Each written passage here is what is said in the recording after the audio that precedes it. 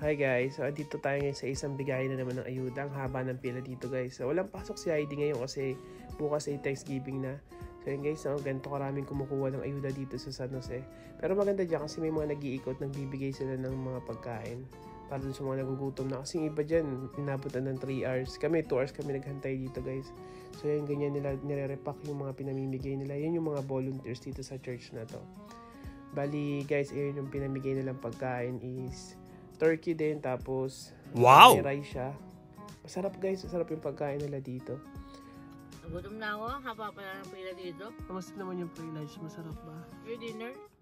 Turkey yan, di ba? Turkey with rice, tsaka with bread. So guys, after 2 hours ng paghahantay natin sa pila, nag-start na sila mamigay ng ayuda. So mabilis lang naman yung guys kasi pagkalagay ng dire-diretso na yung mga sasakyan. So inabot na kami ng gabi kasi mabilis magdilim ngayon guys eh. 4:30 lang hapon, madilim na dito sa California. Yan ang itsura ng San Jose guys sa gabi. Maliwanag naman yung kali kaya chill lang magbiyahe. 2 miles away nga pala yan din sa tinitira namin apartment. Kaya okay lang kahit medyo natagalan tayo. So ito na yung mga nakuha natin guys. So itong dalawang plastic na to, bigas yan tapos dried pasas. Hindi ko pa alam gagawin ko dyan sa pasas. Baka tatabi ko lang muna. Kasi nung nakarang ayuda meron din silang ganyan. Itong chicken thigh part, wala to dun sa unang ayuda na nakuha namin. So, dyan sa church na lagi silang may chicken dyan. Ginagawa ko dito, minsan, inasal o kaya prito.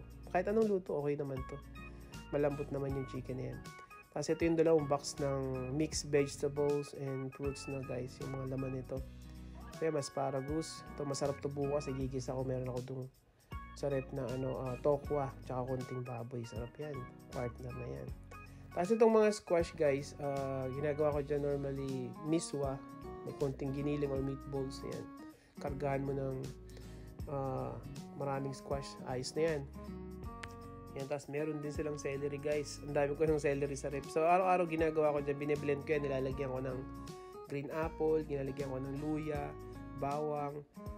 Pangpababa ng uric acid dyan guys dati. Last year meron akong gout. Nung nagsimula ako uminom ng blend ng celery with green apple, with pipino and luya, bumalik sa normal yung uric acid ko. Kaya pag may uric acid kayo mataas or gout, yan lang ang katapat niyan guys. Kaya dito nagkukuha lang namin ng prick. Kaya malaking bagay. Di mo na kailangan maggamot. So ayan, may mga malalaking white onion. Gagamitin na siyempre pang araw-araw na pagluluto. So, malaking bagay talagang nakakuha tayo ng ganito guys para makatipid tayo. Sobrang taas ng cost of living sa California. Kailangan mo talaga gawin to guys para may ma-save tayo kahit konti lang, 'di ba? So, yun lang guys. Maraming salamat sa panonood ng vlog namin at sana paki-follow nyo rin kami at paki-like. God bless y'all.